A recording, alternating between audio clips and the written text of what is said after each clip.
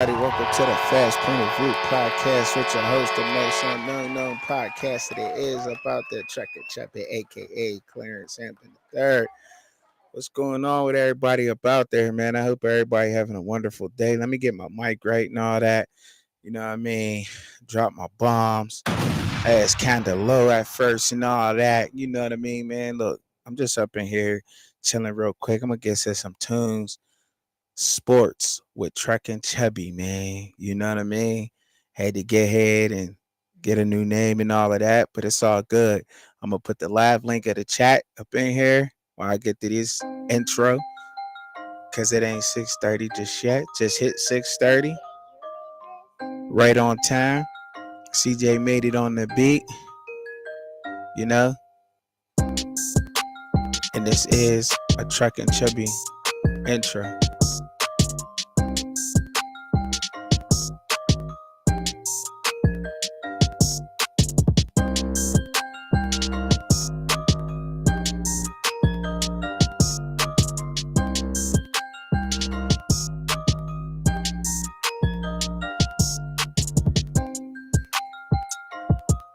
There it is.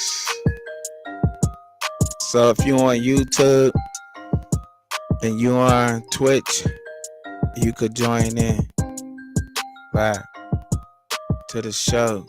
Let's go. Hey.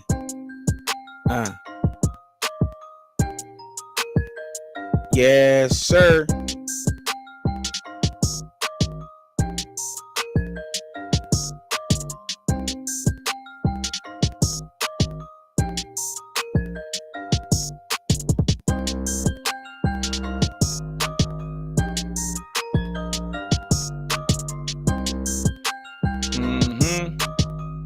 Just vibing out real quick. What's going on? Make sure you hit that like and subscribe button one time. Share the stream with everybody. As y'all can see, the link to the show is in the chat right now.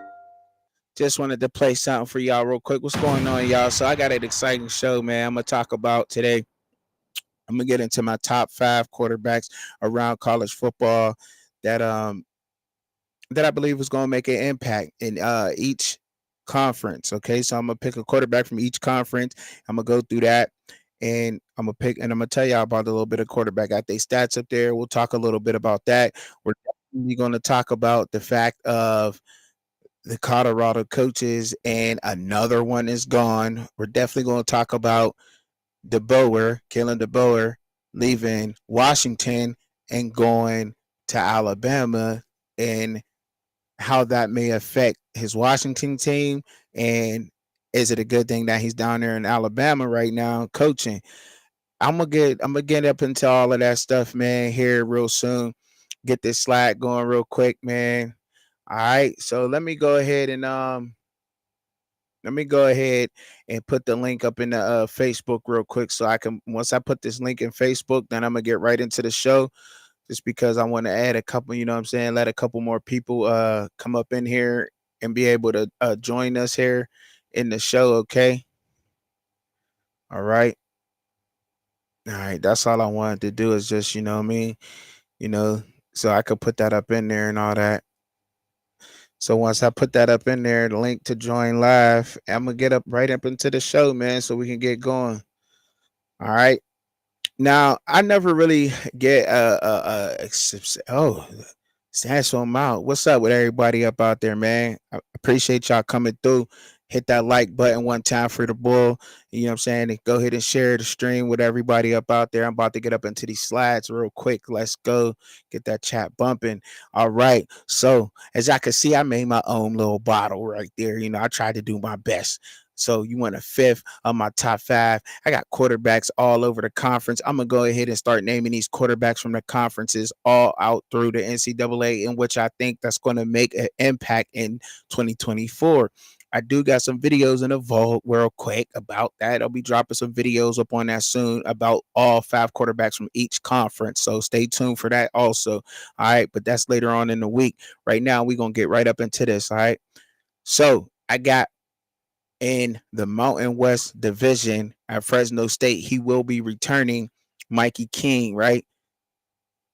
283 attempts, completions, I'm sorry, 422 attempts, 67% pass, you know what I'm saying, completion percentage. That's crazy, right? 2,976 yards, 24 touchdowns, 10 interceptions, has a passer rating of 140, has a QBR of 57.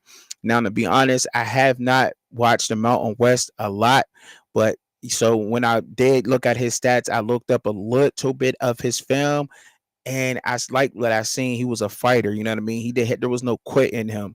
So and and I like that about him. So I'm not gonna sit here and act like I'm some professional Mikey Keene in the Mountain West and what Fresno State is doing. Okay, I'm not gonna sit here and do that to y'all. I am here to bring y'all the truth, and therefore I did want to pull him up because I did want to show some love to the Mountain West and the quarterback that I thought, because that's the one I picked. All right, so I'm gonna keep it moving to the next one, so I know. Now this is Drew Aller in the Big Ten.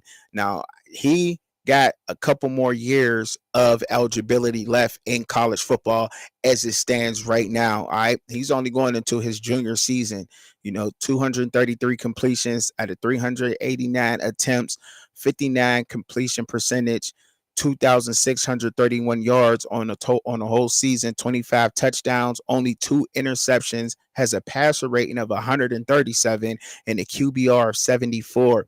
Drew Aller is a true beast. Now, he was young, and a lot of people knew that may affect him, the inexperience that he has. He has not experienced everything at the college level and what the college level of football has to bring him.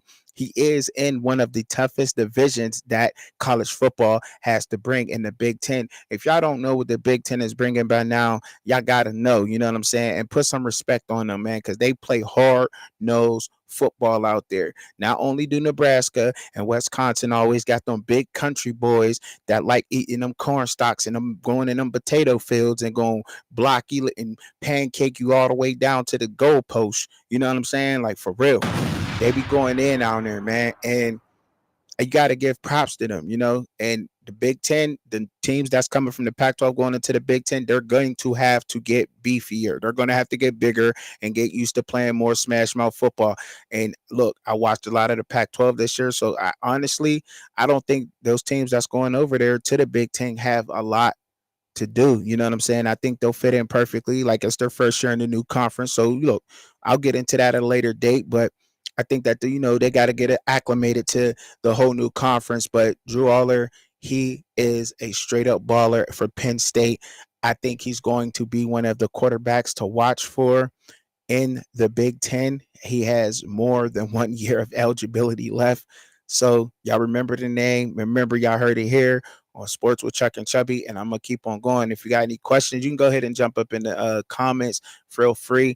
The link to the show is in there. You ain't got to worry about your face on there. If you would like to join audio only, that's cool with me, But I'm gonna keep it moving on to the next one. All right, folks. All right. So this is Jace Bauer. 163 completions out of 287 attempts, completed 57% of his passes, 1,881 yards, 12 tutties, 8 interceptions, has a passer rating of 120 and a QBR of 44. Now he's in the MAC division, and the MAC is kind of like, I guess you can kind of compare the MAC to like the West Coast, like Mountain West. Okay, so like, you know what I mean? Like, what the Mountain West is to the West Coast is what the MAC is to the East Coast. If that makes sense to anybody who really doesn't not know football or college football divisions. Okay, and it's usually like some athletes that come from like JUCO level going into college, or athletes that maybe have been like underdeveloped, like so to speak. You know what I mean? 1 star, 2 star athletes that did not get into the bigger Division 1 programs. They tend to go there, and some good, 3 star, 4 star athletes go other places. So let me not go ahead and knock on that. I don't want to knock on that. Okay, Stephanie Chrome. Okay, we got Stephanie coming up in here in the show. Hey, Stephanie, how you doing? Can you hear me? Can you hear me? Can y'all hear Stephanie? Can anybody hear? I can't hear. I got you on there. Your audio should be working. If you came in, I should be able to hear you. Now, if I can't hear you, that's a problem. All right. All right. Well, look, I'm gonna go ahead. I'm gonna put you backstage for right now, and I'm gonna keep on moving with the show. That's no disrespect to you. Get your audio going for you know what I mean. I got a show to do. With due all respect, but I do want to give you a round of applause for showing up. Thank you, Stephanie, for showing up and coming into the show. Now, when I seen Jace Bauer, I'm sorry, for Central Michigan, he got like one more year left at eligibility. Older veteran, he ran the ball a lot. He was under a lot of pressure, obviously, with those numbers in that low of a QB rating, right? Now, don't get too caught up in that because when quarterbacks get sacked in college now, it goes against their QBR and it goes against negative rushing yards towards them, right? That's one thing that we have learned going into this season, right? In the last couple of seasons.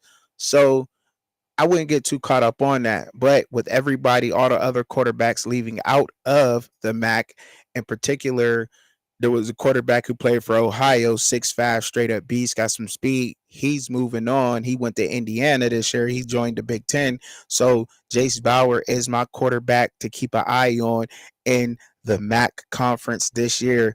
You know what I mean? So I'm going to keep it moving. Keep an eye on him. That's Jace Bauer, all right? For Central Michigan. Next up, we got Seth. I don't want to, I'm so bad with pronouncing last names. Seth Hennigan. I believe that's how you pronounce his last name. 318 completions, 476 attempts, 67% completed 67% of his passes, 3,883 yards on the season, 32 touchdowns, 9 interceptions, has a passer rating of 154 and a QB rating of 71. By far, Seth Hennigan is the best college quarterback coming back returning, period. Statistically, he's the best. I mean, when you get to looking at Jackson Dart, all of those guys, he is the best. Okay. I'm gonna try to add Stephanie Como in again. Stephanie, can you hear me? Can you hear us, Stephanie? You're not muted. You're unmuted. The volume's all the way up, Stephanie, and we still can't hear you for some reason. I should be able to hear you this way, that's for sure. Can anybody hear Stephanie? Because I can't hear her. And I got her volume all the way up and everything. Let's try to get that worked out, Stephanie. It's definitely not on my end. You should be able to come right in here and talk, All right. So we'll get that popped down. All right. But nonetheless, though, we'll keep it going. If you got anything to say, Stephanie, try to put it in the chat as best as you can, and I'll try to answer it, or you know what I mean? So therefore, okay. He is the best quarterback statistically returning back to college football. Now, a lot of us don't know about this guy here for the simple fact because he's in the American Athletic Conference, Memphis, okay? And you're like, okay, Memphis, but you just seen Memphis ball out in the bowl game, did we not? Did we not see them handle business? And we seen some of them teams handle business. Like we seen Tulane try to hang with like a Virginia Tech team. We tried to see that, and they didn't do too bad. I mean, it was a rainy game, and Virginia Tech's trenches just outmanned them. But although he is the best passing quarterback returning now, I don't know why he didn't go into the transfer portal. He will be returning back to Memphis, as far as I know right now. But things like that can change. A lot of that's been going on in the transfer portal lately. You've been seeing kids flip flopping and going there and going there now. But with him, I don't see that happening, and that's somebody to watch for. Y'all remember that name because those stats are outstanding. It is not easy to have a quarterback rating at the end of a season over a 65. You know what I mean? It's really not that easy for him to be at a 71, and regardless the offense that he's in, he's still performing at a high level and getting the job done. So definitely get big ups to Seth. And let's keep an eye out on him, okay? In the ACC, he's playing for the Memphis Tigers, if anybody just wanted to know again, all right? Now, Caleb Klubnik, I picked him in the ACC. Why? I'm going to tell you. I'm about to get up into that real quick.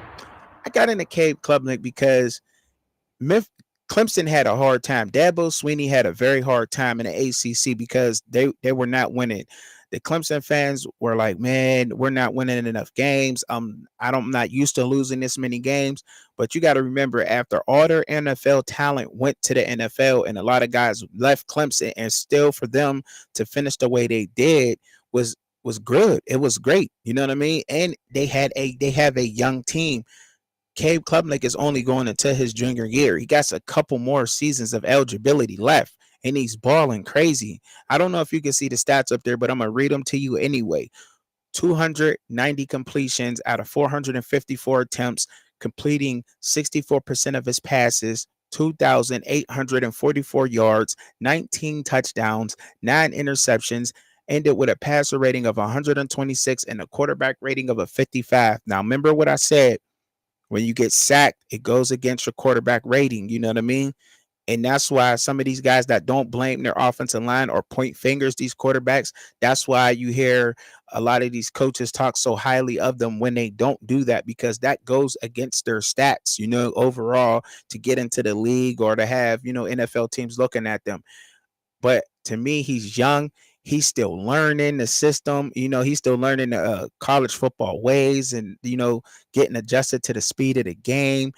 And look, for him to be doing that, he is going to be balling in the ACC next year. Cal joined the ACC this year, and also Stanford. But I'll be dropping a video on ACC quarterbacks also later this week. So make sure that when y'all subscribe to the channel, if you already haven't, to hit that notification bell, because I'll be dropping quarterback videos about with every conference. Okay. And then I'll go into the running backs, tight ends, wide receivers, so forth and so on. And once y'all give me feedback and want to hear positions, then I'll do that for y'all. All right, because that's what it's about here on the fans' point of view. But Cade Klubnik and Dabo Swinney have a very good chemistry and connection. You've seen a couple of guys leave Clemson. You have seen that, and I don't think that that's no worry for them. They have very good staff over there and a development staff over there at Clemson. And that's what it's about. It's hard to head coach a college football team. There is so much work that goes into that. You know what I mean? Like, could you only imagine, have you ever in your life volunteer coaching for any of your daughters or sons sports? Like, could you imagine dealing with just the parents and the kids and the players there? So this is on I mean, it's not comparable, but I'm just saying, just to stress that, just now imagine players getting NIL deals, Lamborghinis, they're going out at night. You got to tell him to do this book signing here. He got to sign jerseys over here, autographs over here. I got football practice. I got to get these coaches. It is a very stressful job to be a head coach, and at any level, especially when you go into college and the pros, it is a very stressful job. And that's why I think we seen one of the greatest in Nick Saban walk away from the game, because he couldn't attack college football the way that he was used to doing that. Now with the NIL coming in, he wasn't up to speed with that. However, there is programs that is, moving on. That's why I think they're going with a lot of younger coaches now, because younger coaches get the whole social media, NIL, the way things are moving now into this new digital era that we're moving in. Okay. But I know I got a little off topic here, but I just was, explaining some things here about being the head coach with Dabo. They're going to be fine. Clemson fans, y'all should be very ecstatic about what's going on. Y'all got him for a couple more years, going ball out, and I'm excited to see what he going to do. All right. Bodie C came up in here showing love to me. He said this NIL stuff is running the pureness of the game. Bodie, it definitely is, man. And when you get to looking at the NIL, the way it is, I like the kids getting paid. I like that these young men getting paid, but there's some players who are reaching. You know what I mean? You got to be him. Let's just be honest, Bodie. Like, that's what we do here, right? That's what I do here on here. You got to be him. You can't be no half-ass player. You got to be him in order to get this bread. Like, not everybody's going to get paid. And the only way that they're going to get some kind of handle on this, Bodie, in my opinion, is contracts. Contracts. Making a scholarship for an athlete a contract. That is the only thing. A binding agreement between two individuals that may say whatever it is. You know what I mean? And it could work for both sides. It could work for both sides. I believe it'll give the coaches a peace of mind on players not hitting the portal and worrying about players going to the portal. Also, on the back end of that, making sure that these kids got education, um, that they're not underpaid, you know what I mean? They're not taken advantage of, and so forth and so on. I did make a video explaining NIL, and I advise y'all to check that out because it's on my YouTube. I got into detail a little bit and I broke it down, about the coaches and how head coaches should be GMs of their said sport when dealing with contracts in the NIL at the collegiate level of sports. Okay. So what else did you say? Okay, let's answer your question, Bodie. None of these kids, in my opinion, should have millions of dollars. Maybe 100 grand at the most, but not millions. I agree. I agree, Bodie. I agree, man. Look, and if they're gonna have millions, they gotta have some kind of. I'm sure they have like financial advisors and people like that in place to handle those millions. But and that's what these coaches, that's what these colleges are not getting. And if you could sit there and think that up, Bodie, then I'm sure like there got to be some colleges out there. Could you imagine how happy Jerry Jones would be if he was if he owned a college right now? He'd be like, wow, I'm getting all the best talent.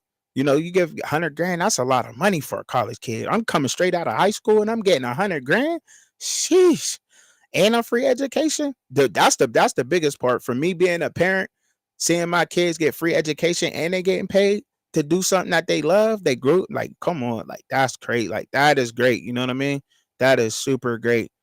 Do you think there should be binding contract? Absolutely. Absolutely. Absolutely. 100%. That is the only way that they're going to get a handle upon the transfer portal, upon in some kind of control to these players in their development. Because looking at from being a football ex player in the game and stuff like that, they're hurting their development when they leave these schools and these coaches that they were working with. They're leaving their development. Stay there, stay down. You know what I mean? Stay down, work hard for your position, try to climb the depth chart, learn what you need to learn. And but leaving, now they're starting that all over again. So that hurts their development. Also, speaking from a fan, when you get to watching bowl games and they're opting out of games and teams is getting blown out because half of their team done opted out the bowl, that's another thing too. Like that's why there should be some kind of contract and incentives for them to perform at bowl games. You go to the bowl game and you get 5 catches for 100 yards, you'll get an extra 25 grand or something like that. You know what I mean? Like stuff like that. Give them some kind of incentive to show up and play. Looking at that from a fan side, but I think it'll work both ways for schools, and that's the only way. And if it doesn't happen soon, I'm sure the NCAA, and that's what we don't want. We don't want the NCAA placing people at these universities and schools to help with these contracts. These schools need to get and universities need to get ahead of the 8 ball now to control this. They need to be doing this, getting agents, and I'm sure they already got a fantastic team of attorneys. Get their attorneys together and start doing this themselves, because if the NCAA has anything to do with these contracts, it's going to look crazy. It's going to look crazy. And then now they're taking from the schools. If the schools get ahead of this and they have their own people in place, Bodie, then they'll be getting the money with the student athlete. I hate to call them student athlete because they're like more like semi-professional collegiate players, you know what I'm saying? Because that's exactly what they are, but that's what they're called, student athletes. So yes, that will work between those two like that, and that's how I break that down, man. All right, got you, Bodie, got you. And I appreciate you here, Sean, stopping through, man. Make sure y'all hit that like button, share the show. I appreciate it for real. I really do, man. Yes, sir. Yes, sir. I'm gonna move on to the next guy. I don't know who it is, but I'm gonna check in my old Jackson Dart from that SEC beast mode, man. Now, I like what Ole Miss did in the portal, and Ole Miss did real great in the portal. Like I can't knock on that. I cannot knock. They got some quality players up out of the portal, and I'm gonna get into the portal a little bit here soon, and I'll break that down a little bit more. But as you can see, Jackson Dart, 233 completions. You know what I'm saying? Out of 358 attempts, completion percentage of 65, 3,364 yards, 23 touchdowns, 5 interceptions, has a passer rating of 62, and a QBR of 79.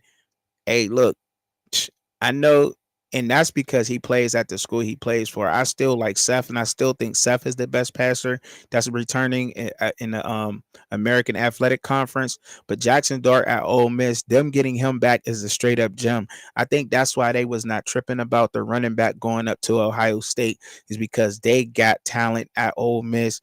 And we seen what they did with the defense, grabbing up Walter Nolan and the edges. And oh man, they're about to have a great season. And I do think, and I always love making bold statements, but I don't think, like, just statistically on paper right now as it is, Ole Miss is top dog in the SEC. They was only a couple of players away on that defense from beating Georgia. And with Walter Nolan and the edge Prince, they might just have gotten that. And from Tennessee, let's not forget that. They might have them. And, so how do you think Carter will do? He wasn't a starter at Arkansas. You think he's a possible defensive starter? You talking about the guy that went that Colorado just picked up, right? That's what you talking about, buddy. The guy that just Colorado just picked up, defensive lineman. Um, to me, to be honest, he's grabbing a lot of he's just grabbing players up right now, quantity. I think they're rebuilding. I'm gonna get into that soon here because I say things that a lot of people drag me for. They think I'm a hater when I speak on certain things in a certain way. You know what I mean? But anyhow, just to talk about it a little bit, because I'm definitely about to get into that here. You know what I mean?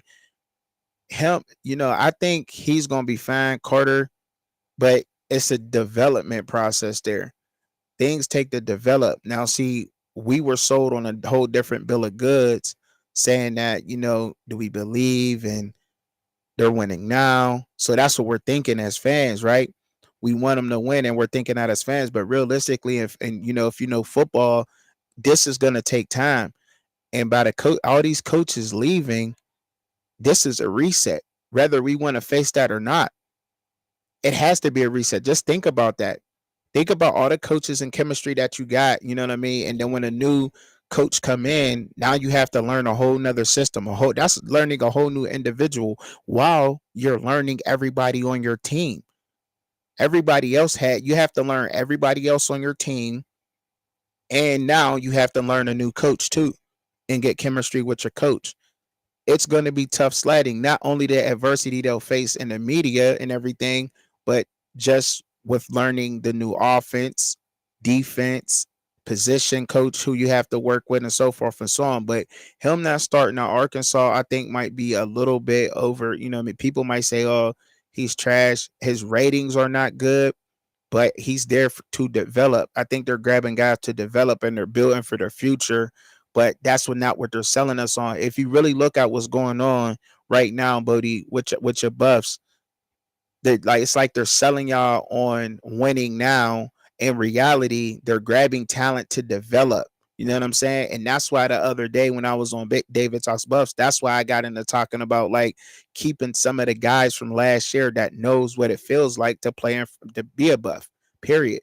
That knows what it's like out there in the town, know the town a little bit, know the fans. You know what I mean? Like, that's good to have that there, because now they're going to play harder than these guys that you're just bringing in. They just moved the Boulder yesterday. You know what I mean? Like, so, and I'll get into that a little bit more here, Bodie. You know what I'm saying? I'll get into that a little bit more here. Definitely, most def. I will get into that. Let me get it moving. So we all know who I got up here. The man. Why do I got him up here? Oh, they're 4-18. Yeah, man, look, he hands down, he was the most sacked quarterback in all of college football. He finished in stats, fourth in the Pac-12, being the most sacked quarterback in NCAA. He finished in the top 25 of 100 or so quarterbacks in the NCAA statistically, and being the most sacked quarterback. He's a bad man. We seen how tough he is. We seen how he handled that adversity getting sacked. I've seen a lot of these college quarterbacks get sacked, cannot handle pressure, make bad decisions, We did not see that in Shador Sanders. If you watched him, you didn't see that with him. You see him get smacked. You see him step up in the pocket right after he a 300-pounder took him to the ground, landed right on him. You still see him step up right in his face and step right into the throw and throw a dart. And that's why I think he is going to be a dangerous quarterback to watch out for in the NCAA. Um, that's why a lot of people got him on a Heisman list, because he has a rare trait that doesn't a lot of people have right now. You know what I mean? I do think like there's like no, I call him Noah Fifta, but Noah Favita, I think I like him too. I like the way he balls. I know that's a rival of some guys, people out there, but I like the way his toughness is too. We seen that on display versus Oklahoma in the bowl game. But back to Shador, because that's who I'm on right now. He is an absolute beast. 298 completions, 430 attempts, completed 70% of his passes, 3,230 yards, 27 touchdowns, 3 interceptions, had a passer rating of 151 and a QB rating of 64.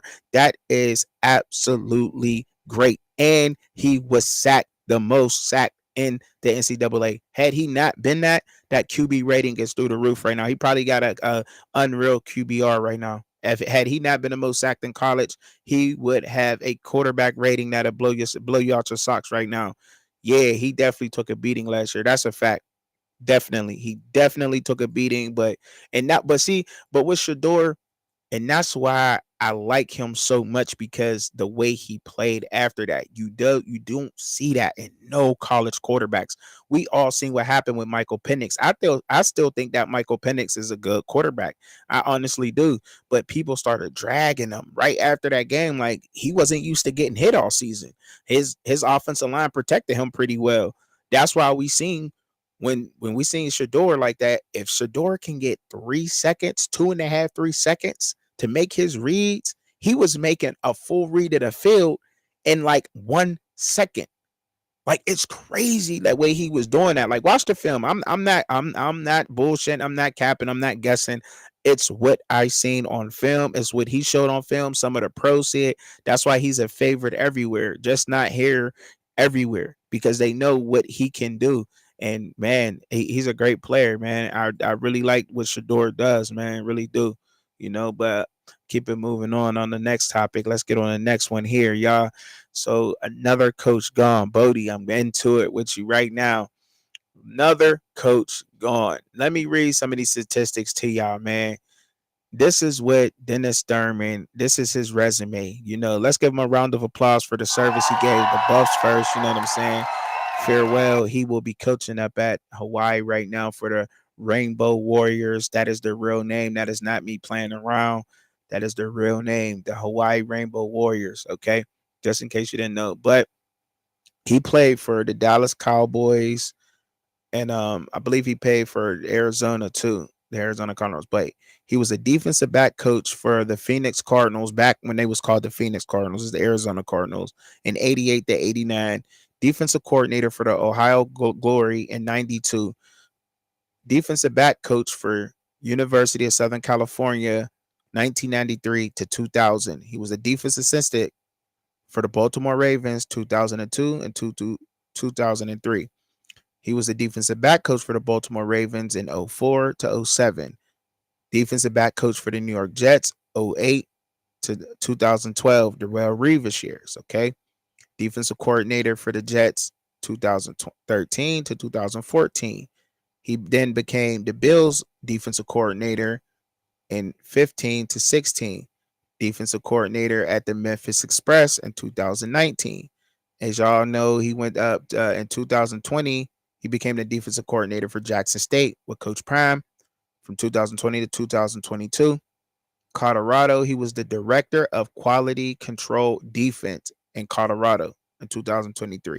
I have no idea what that position may get. I guess that's evaluating the talent on defense and placing them as is, making the call to put like an athlete like Travis Hunter. You seen he can also cover in defense, you know what I mean? Identifying that and putting people in the right spots. Yeah, you say that you're an edge, but you're 310 pounds and you'll be better at nose tackle. Or you say that you're a nose tackle, but you're 295 pounds, you can move I like you at the edge. You know what I mean? I'm okay. So just to explain that a little bit to y'all. Now he's with Hawaii. Now I'm about to get up into this real quick. You know what I mean? Let me answer this question from Bodie. Oh yeah, yeah, Bodie. But so they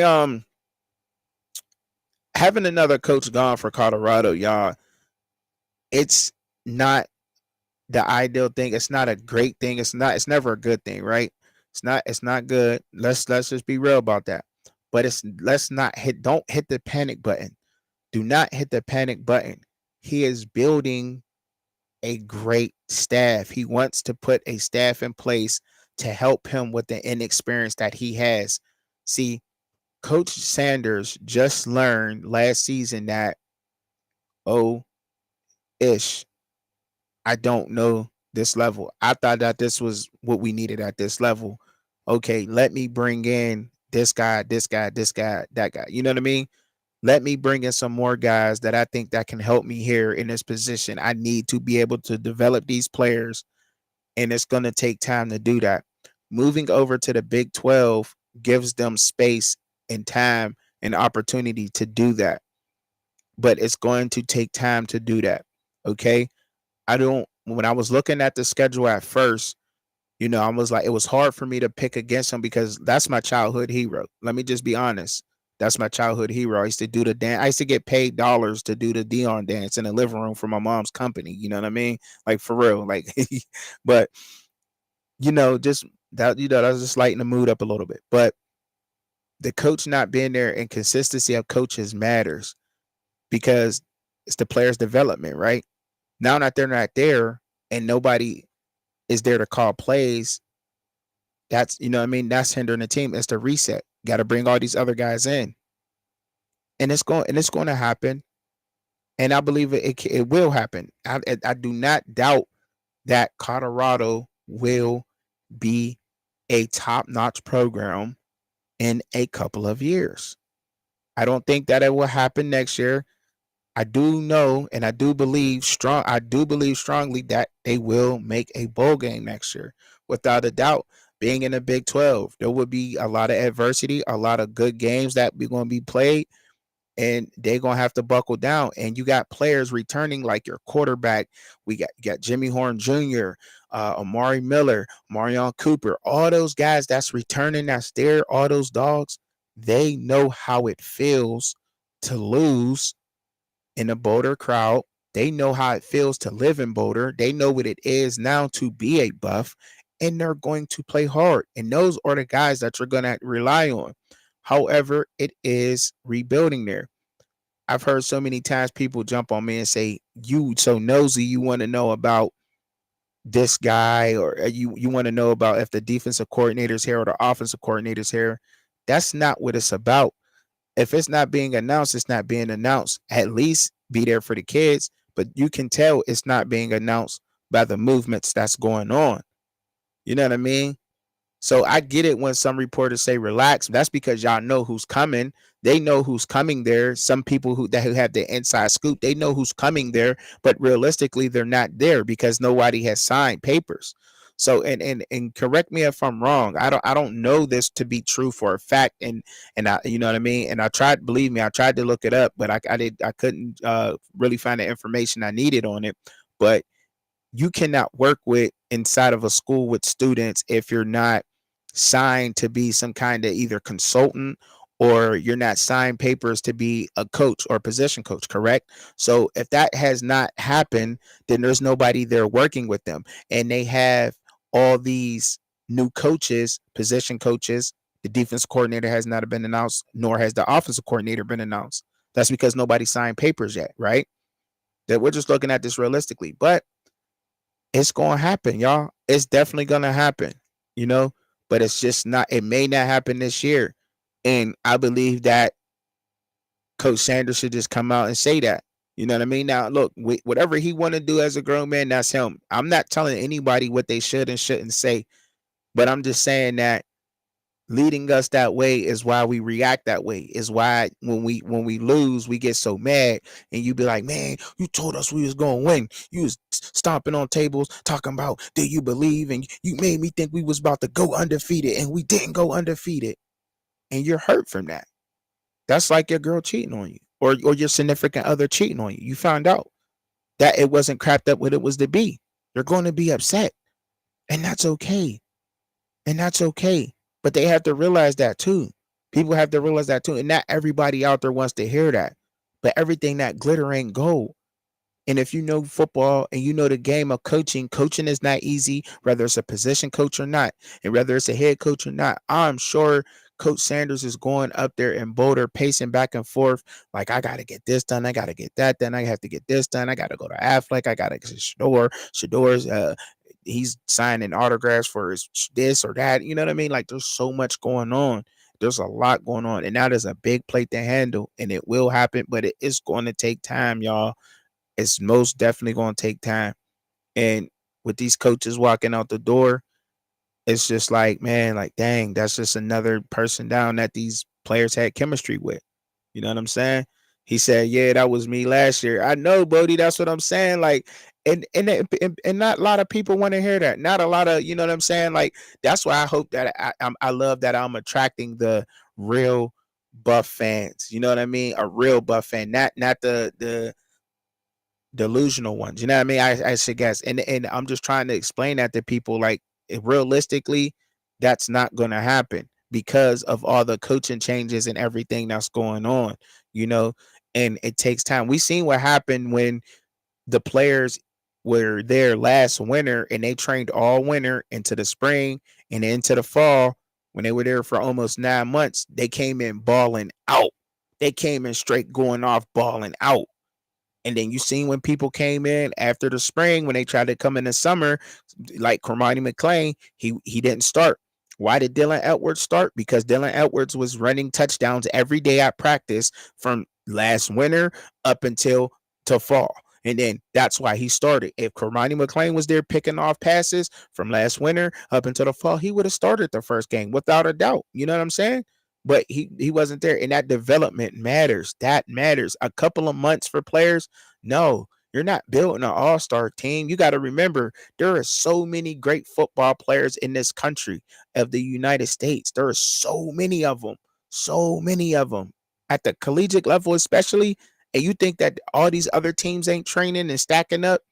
But I'm gonna get into a crazy thing to show y'all. You know what I mean?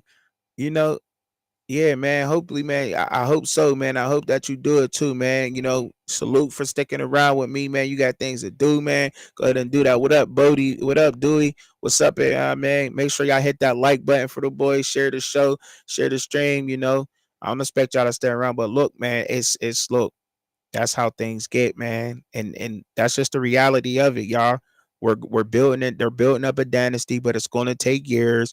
And but once it happened, there ain't no stopping the train. Just think about it. Think about the run that Nick Saban had, and think about when Coach Sanders really starts winning in Boulder, and then you start getting he already getting 5-star athletes, and they was 4-8. Like, you know what I'm saying? Think about how great that is. So think about when he's winning and he go into an 8-4 season. Think of how many more 5-stars is going to come. And then when they go 11-1, and then they, you know what I'm saying? And they playing for the title, and then they back in the college football playoff again. They how many 5-stars? They gonna be so mad at. They gonna be so mad because I honestly believe that.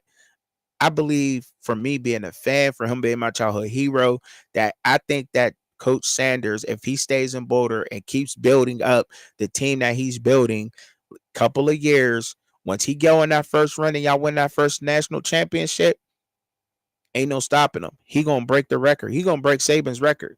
I guarantee you that. See, that's what I say. I'm telling y'all right now, he's gonna break Saban's record as national championships if he stays put there and continues doing what he's doing. You know what I mean? Yeah, like right. Yeah, he said agreed. Saban had to build his teams. Didn't happen overnight. Nah, but realistically, Saban came into a diamond. He came into a diamond. You know what I mean? He walked straight into diamonds. A big team like Alabama. It already had a lot of prestige down there. I believe his first season out, I think they only lost like one game in Saban's first season down there. They only lost one game. But like I said, that's at Alabama. That school has history, a lot of strong history. They didn't have a a lot of bad years before he came there. You understand what I'm saying now, buddy? Like that's what Prime walked into, and he's building it from scratch. You know, and pretty soon he won't be even going into the portal grabbing as many guys as he is. He'll be grabbing 5 guys out of the portal that's all 4 and 5 stars. They'll be wanting to come like, okay, let me come play for Dion real quick. Then that's going to happen, but it's going to take time, and it will happen though, no doubt, no doubt, it will happen. We just got to be patient with that, y'all. That's all. He said it's going to be a big snow for sure, Dewey. That's exactly what's going to happen. And like I said, it's going to take time. It's going to take a couple of years. But once that first national championship comes, watch out, because they're not going to stop coming for him. They're not going to stop coming for him. I'm telling you that. He said, right, because they win championships with Stallions, Alabama. Yeah, with Stallions, Alabama. Right, exactly. Exactly, man. So it's gonna happen. I just want to be able to be honest with everybody up out there and calm down everybody up out there a little bit, because we know that Coach Prime can talk. He's a bishop. Like the way he talk like a bishop in church or something, right? You know what I mean? He sell you on something so good. He'll sell pixels to the TV. You know what I'm saying? He'll sell swine. He'll sell bacon to a pig. He'll sell. You know what I mean? Let me quit playing, man. Let me stop, man. But look. And see, this is what I was talking about too. So when you talk about the transfer portal, remember I was just talking about like how players, other teams are stacking up too. You know what I'm saying, around the Big 12. And a lot of us get caught up into just what's going on, and we're really not paying attention to the competition. However, y'all know that I do. I follow college football as a whole, and I pay attention to what the competition is doing. Now, Colorado picked up, okay, the 21 commits. That's great, right? That is great. 6 4-star athletes, 14 3-star athletes. I don't care about the stars. I think 3-star athletes should be 4 stars. I think 4 stars should be 5 stars. You know what I mean? In my opinion, it's about, do they want to be developed and do they want to play ball? If you're getting those guys, you're getting dogs, period. In football, it's all about your heart and how hard you want to go, how hard you want to train your body, then get to the next level. That's what it is to me. I don't really like talking about stars, but that's what they got up here. So that's what I'm going to talk about. But when you look around the Big 12, the average player that we're bringing in Colorado, right, is like 88.30. Okay. Then you look at like TCU, they got an 88 average, 14 commits with an 88 average, only like 0.3 behind. Look at Arizona, rival, you know what I'm saying? Arizona State, that's a rival. They got 22 commits, one more commit. They're at like an 86.6, meaning that other teams are bringing in quality players around the Big 12. Pay attention to that. UCF, 15 commits, 87. They got an 87 average on that, 87.29. Okay. Houston, that's a big one. We don't play Houston, so I don't really want to talk about them, but we do. Buffs got Texas this year. They got 11 commits. That's it, just 11. Don't pay attention to the points. Look at the average of player, the quality of player they're bringing in right now, 87.45. They was already good. Utah, jumped to Utah, only 8 commits. They're averaging 88.80, but they're only got 30 points. See, I'm gonna bring y'all all of this. So we know what the competition is stacking up and looking like out there, because this is the new Big 12. Believe that. You know what I mean? And let's not forget that, yes, everybody that want to play. What did he say? I didn't say. I didn't catch a lot of the comments. My fault. Coach Prime is never looking back after the. No, he's not, Bodie. He's not. He said. Shoot, there's 3-star athletes that should be 5-star, but didn't get much recognition due to smaller schools. Facts. That's a fact. I'm gonna drop a bomb for that. That's a fact, Bodie. And other schools are stacking up in the Big 12. I watch. I research. I watch and I learn football all through every single conference. I watch tape from every single conference. Don't ask me how I do it with kids and a wife and a job, but I get it done. And the Big 12, it was balling. They was balling out there. You know what I mean? And Baylor, they got a quarterback from Detroit, Michigan. He went to Toledo last year. He's like a 6-year senior. You know, they giving him like 7 years now. You know, they playing me out there in college, you know, married with kids. You know, you got a teenager in high school, you know. Nah, but you know what I'm saying? Like, but for real, like, that's what they're doing out here, man. And Baylor was they was horrible. They had a horrible record. Like they did. They was horrible. They needed a quarterback, but they got 7 commits, and the quality of player they're bringing in is an 88.17. That's damn good. You know what I mean? Then you get to looking at like, okay, who's the tougher competition? Like Arizona, Oklahoma, Arizona. They're bringing in like an 86. That's their average. Oklahoma's bringing in an 87 average. Kansas State bringing in an 88 average with only 3 commits on top of what they already got coming back. You understand what I'm saying now? You know, Kansas, 5 commits, and they got an 86 on top of what they already had. And they was already like one of the top teams there. You know what I mean? But the thing about that is, yes, Colorado could win with consistency. That's the one thing about the Big 12 I can honestly say. And I know that's easy to say for a lot of people out there that think they know it, that fake gurus, consistency. But look, that's why he preached that so much, because at the collegiate level, from me watching from every conference, the most consistent football teams are the best at the college level. And consistency at everything you do, preparing, playbook, studying, everything. That matters. Going out there and playing and being your assignment, that matters. And this division was the most, like, one of the most inconsistent ones. That's why Texas won. Texas almost lost to a few teams. Houston was getting at them early last year. Kansas was getting at them early in the game, I believe. You know what I'm saying? Oklahoma was. Texas Tech was.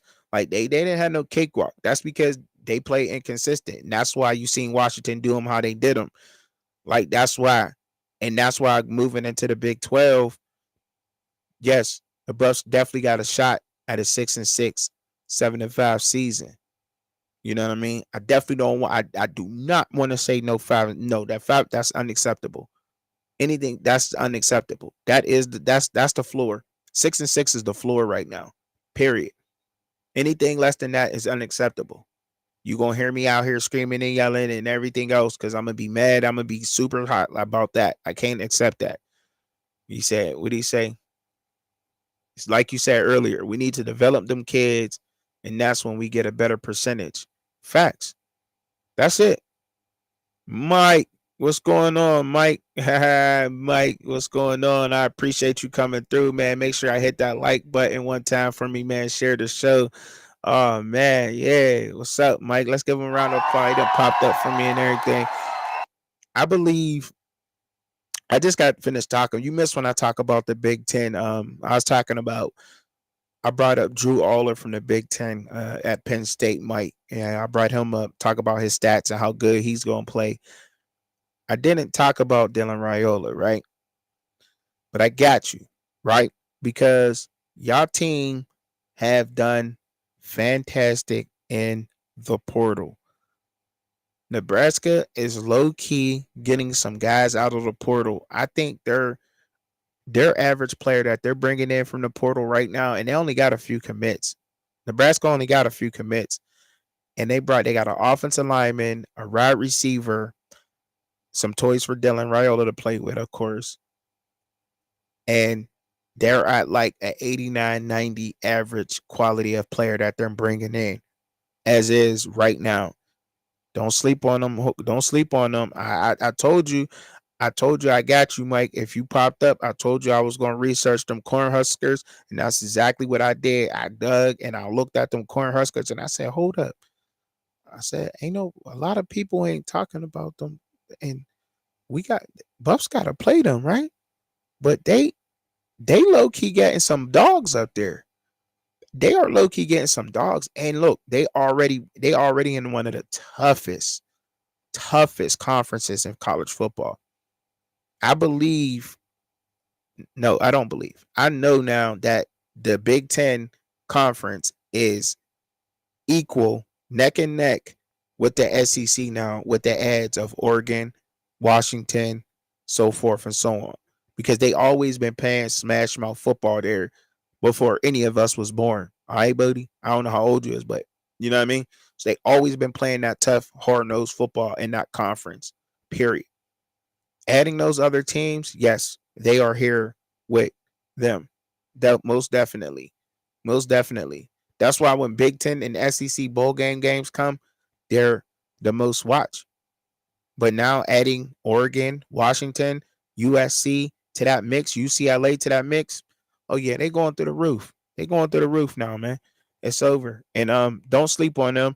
Pay attention to what's going on. I see what's up out there, man. I've seen it. I most definitely seen it, Mike. I was like, wow, that's crazy. But any more questions, y'all? You know what I'm saying? Y'all can get down in the comments. Now, what is up with him?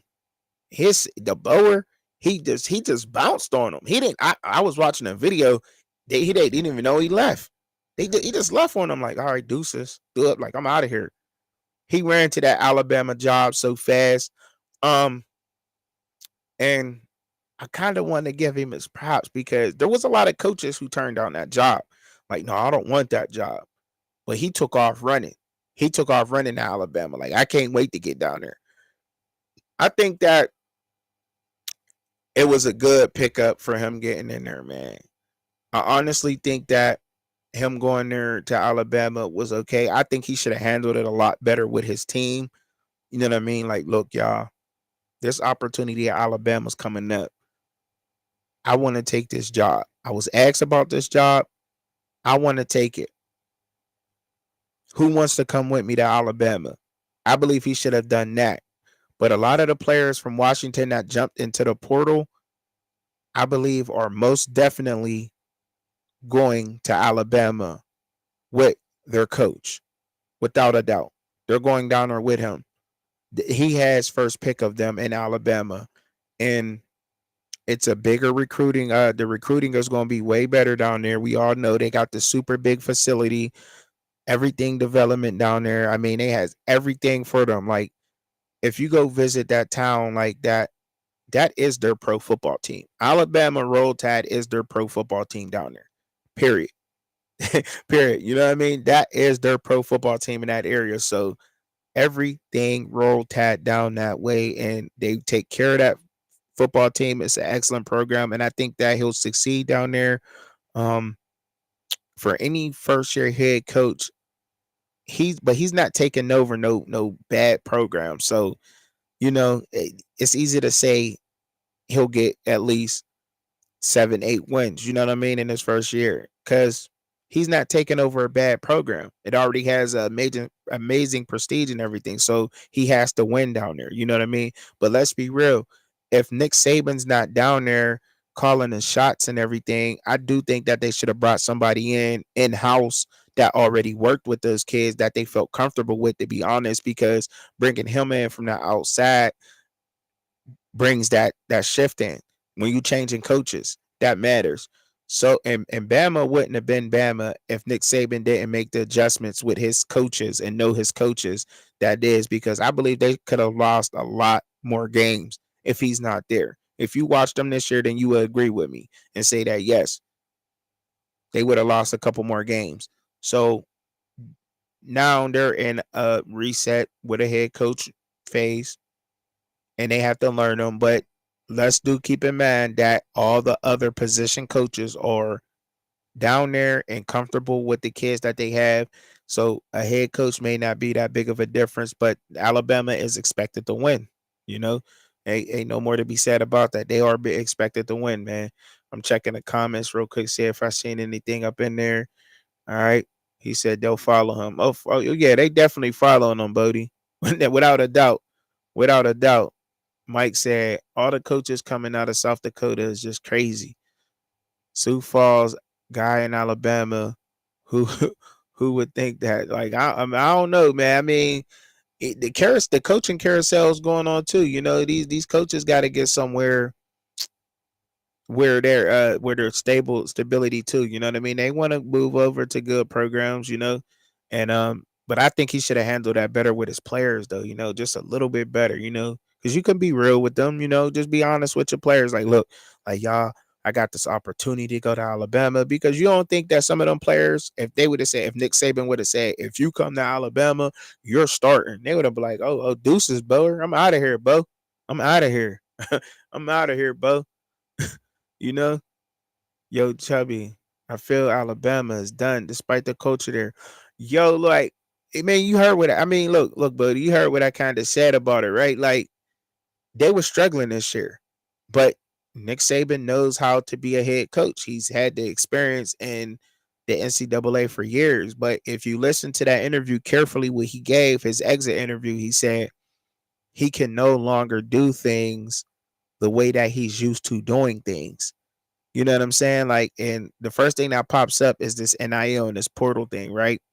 And him hoarding talent. Let's be real. Like, they can't hoard their talent no more. They can't have Mark Ingram, you know what I mean? Derrick Henry, Najee Harris all on the same roster. You know what I'm saying? Like, they can't have that no more. Like, and that's what they used to do. And that's what these teams used to do. You know, they used to hoard a lot of talent, and they can't do a lot of that no more. But in a way, like, they're looking at, with the head coach coming in, and they were struggling this year. Like I said, they were struggling. They would have lost a lot of games had he not had that experience with the coaching staff. And if Nick Saban wasn't down there, pay attention to them games. But they'll probably not have their best season next year. No, I think that Ole Miss will probably be the king of the West, battling out with Mizzou, because honestly, in my opinion, Missouri had the most consistent team in the SEC. Why do I say that? Because when you get to look at how Mizzou played with Schreider in the backfield, their quarterback, Brady Cook, their defense, they were consistent. And I honestly believe if that Georgia Bulldog game, when Mizzou played Georgia, if had that been in Missouri, the outcome may have been different, or the loss is way closer than what it was, to be honest, because Missouri was very consistent this year. That's why a lot of people is going there for destination, because you getting kids from Clemson going there, and a lot of people are going to Missouri because Missouri is right there also. You know what I'm saying? Like, the big boy programs, they was just hoarding a lot of talent, and they can't do that no more. That's why we're seeing a lot of these college teams pop up out of nowhere and win, and we're like, what? Where did this kid come? Oh, yeah, this team is good, because they can't hoard it nobody no more. You can't have Justin Jefferson, Javar Landry, and Jamar Chase all on the same roster. That's crazy. Think about that. Can we think about that for a second? Like, that's crazy. That is crazy. You know, like let me say that one more time. Jarvis Landry, Justin Jefferson, Jamar Chase, Odell Beckham Jr. all on the same roster. Wow. Wow. Wow. You can't do that no more. And that bothers them a little bit. These old school guys, you know what I mean? Because of the portal and everything. But that would be a crazy. Could you imagine that receiving core right now? Sheesh. And they were there at one point in time. They were all really close together. Jarvis Landry is the oldest of them all. Beckham was right there with them, but I believe Justin Jefferson wasn't that far behind. So, like, they were all like, man, that's crazy, right? That's crazy. That's crazy. But get up into a little bit of the NFL, man, before we get on up out of here. Talk a little bit of NFL football real quick, fellas. Let's do that for a second. Drop a bomb. I was looking at the games, man, and know who was going to win or not, but I don't know who won the game. I think oh my God, they did them like that, y'all. The Texans beat the Browns 45-14. God, what the is going on? Jeez. Oh my goodness. Oh my goodness, man. I like to see what CJ Stroud has done around the NFL, to be honest, because everybody harped on the Big Ten quarterbacks for so long. Big Ten quarterbacks, they don't do this. Ohio State quarterbacks, they get in the NFL, they do this, they bomb. And I'm like, no, no, no, no, no, they don't. And I love the way that CJ Stroud is leading them Texans, and he came in and started balling out. I'm loving that. You a Bodie, you a Dolphins fan? You a Dolphins fan? Y'all know who I'm rocking with in the NFL. You already know that, but that's crazy. I didn't know they won like that, Bodie. I mean, they stomped the Browns. The Browns the Browns are supposed to be the best defense in the NFL right now. I mean, statistically, when you get to looking at it statistically, yeah, they're supposed to be the best defense, and they just got smashed in the playoffs, 45-14. They shouldn't even have been there. That's scary, man. Said Flacco threw back the back pick sixes. Oh, okay. Okay. That's why. Okay. Because, see, I didn't get a chance to even catch the game, honestly, because I'm working on my show, the slides, and all that other stuff. So I didn't even get a chance to watch it, Dewey. I didn't even get a chance. That's crazy. You said what? You a what fan? He said, nah, I'm a Raiders fan, but I want KC to lose. Oh, Kansas City, yeah. I mean, they struggling right now. He's struggling. Patrick Mahomes is definitely something's going on over there at Kansas City. You know what I think it is, honestly? Yeah, I got the Dolphins too in this game because I'm biased. So don't listen to me when I pick my NFL teams because I'm biased, because of family members, because of family, period. You know, y'all all family to me. Nobody's a fan, period, point blank. Nobody, y'all are supporters and family. That's it, period. Um, but the Dolphins, Kansas City got something going on. What's going on there? The NFL has figured out Patrick Mahomes. They have figured out how to play Patrick Mahomes. They figured out what kind of speed, what kind of player it's going to take defensively to bottle him up, to figure him out, and they have figured that out. And let me be real, Tyreek Hill is just uncoverable. You cannot cover Tyreek Hill. It's impossible. You will hear these pro cornerbacks tell you, no, you can't cover Tyreek Hill. You can't. It's going to take me, you, and him to guard Tyreek Hill. And that's it. You can't guard him. But yeah, they figured out Patrick Mahomes. And that's my opinion on him, Bodie. Like, that's my opinion on that. Like, really, because there's no other explanation for that. There's no other explanation for that, man, other than him struggling the way that he is out there in the NFL, you know. And I've looked at it from all different angles, and I finally sat down and said, you know what, they figured him out. But he'll figure a way out because he's a great quarterback. And but I don't think that they get them this year. I don't think so. He said Nebraska crap. What'd you say? He said, all right, Bodie. I'm saying, okay, I ain't gonna put that up there. But yeah, I don't know though, man. I don't know about that. Moving on to the next game, man, before we get on up out of here, man. My Steelers and the Buffalo Bills. I talked so much shit on this game. They moved it back, of course, because we got a little winter. We got that winter storm coming up here. We're getting hit nasty up here. Ice storms everywhere. Power lines is freezing. Trees falling on power lines. People losing power. Thank God I didn't, because I probably wouldn't be on it live right now had I done. Y'all know I'm rocking with my Steelers in this game, but this is definitely the heavyweight fight at AFC, if you ask me right now, because of our defense. Even with TJ Watt being out, yes, we'll manage that position with TJ Watt being out, but we do have people in place there. I like the guy from Wisconsin that we picked up, most definitely. I think that we should have gave him a lot more playing time and got him acclimated within our defense a lot, sooner, so that he was able to come in and fill for TJ right away. I can't pronounce his last name. It's like Big or something like that.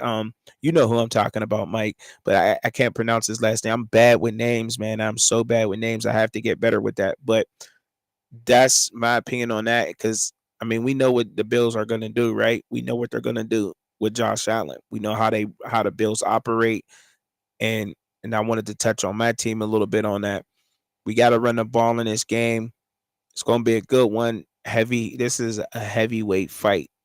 These are the two sneakiest teams that you do not want to see in the playoffs right now.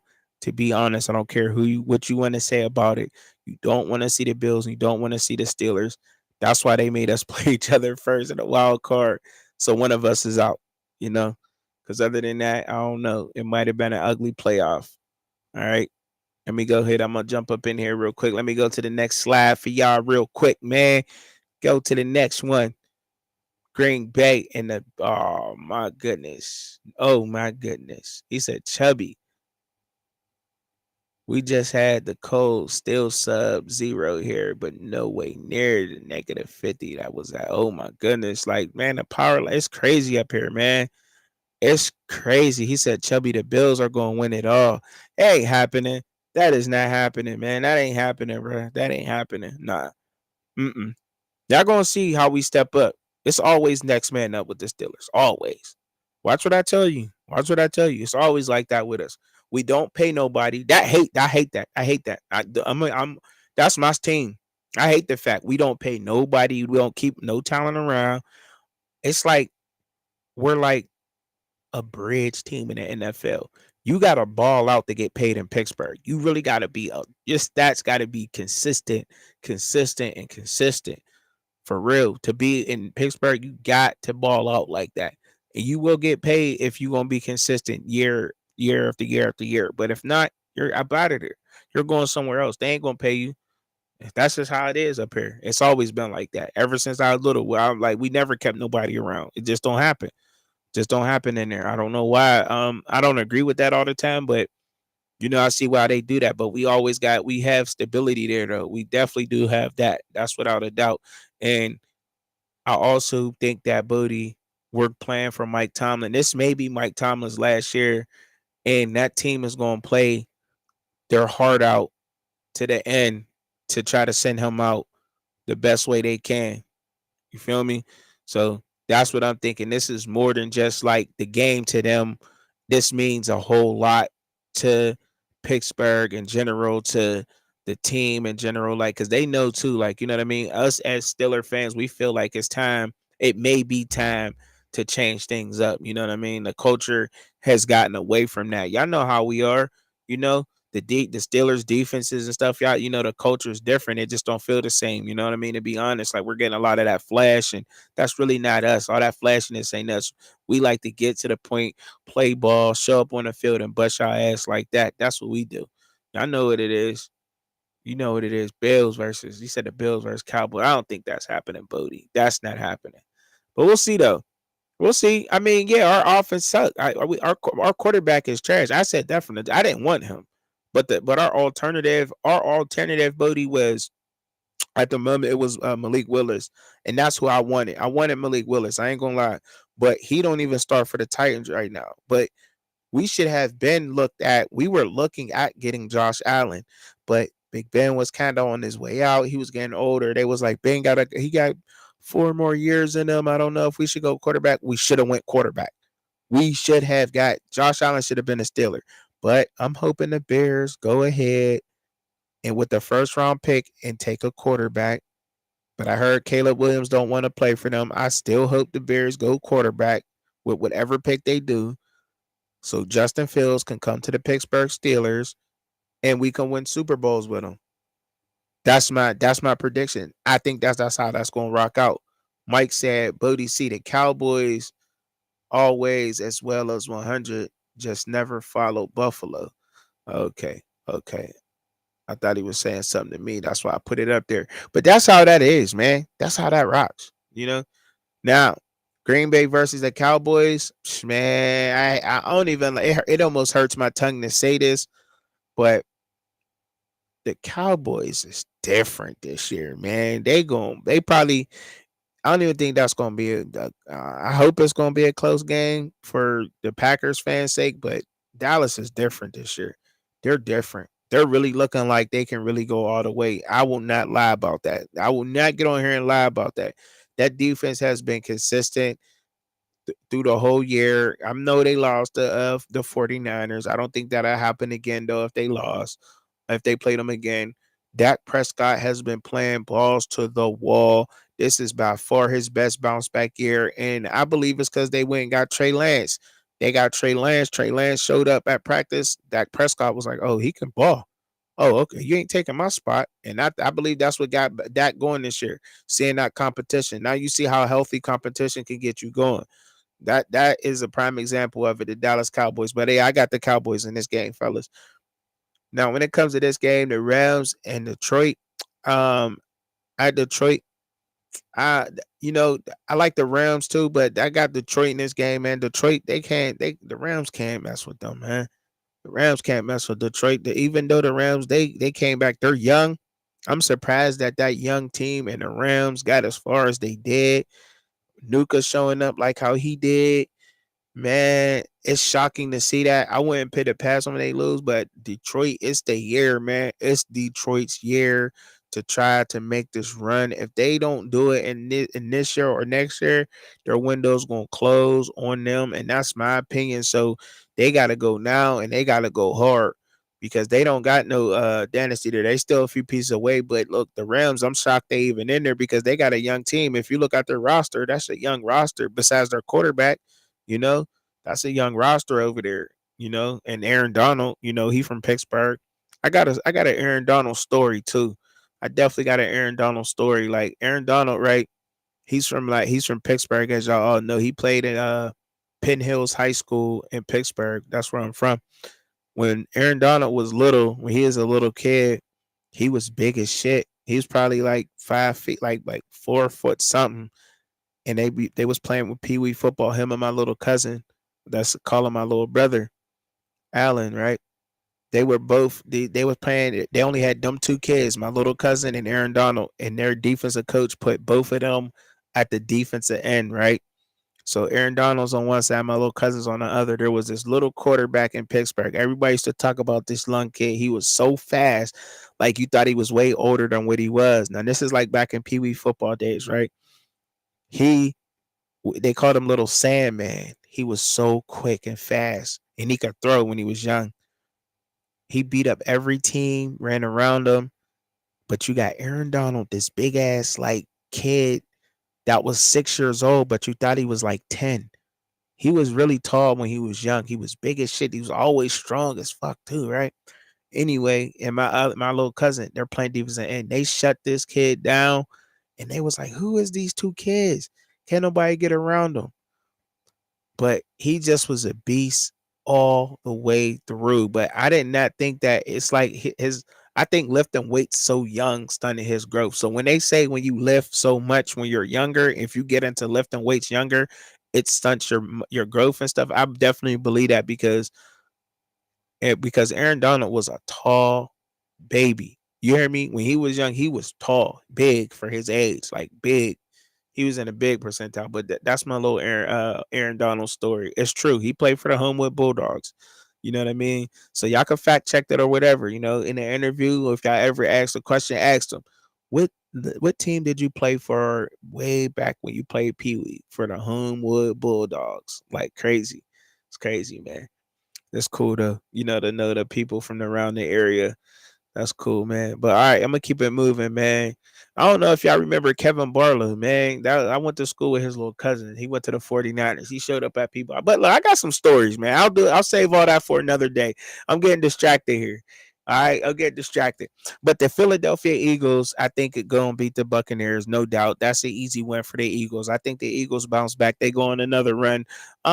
Let's not be surprised if the Eagles do go further in the playoffs, on which I think. There's some things that's going on right now. You got to go through some adversity. That's good that they took a couple L's, but let's not sleep on them and what they can do and get done, man. Let's not do that. Let's not. Let's not. But they definitely gonna beat the Buccaneers. Hey y'all, that's the show, man. That's the show today, man. I appreciate y'all coming and kicking it with me, man. Show up all the time for me, man. I love it, man. I love it. I love it. I love it. Make sure that y'all always tuning in with me Saturdays, 6:30 p.m. Eastern Standard Time. That's 4:30 y'all time, Mountain Time, I guess.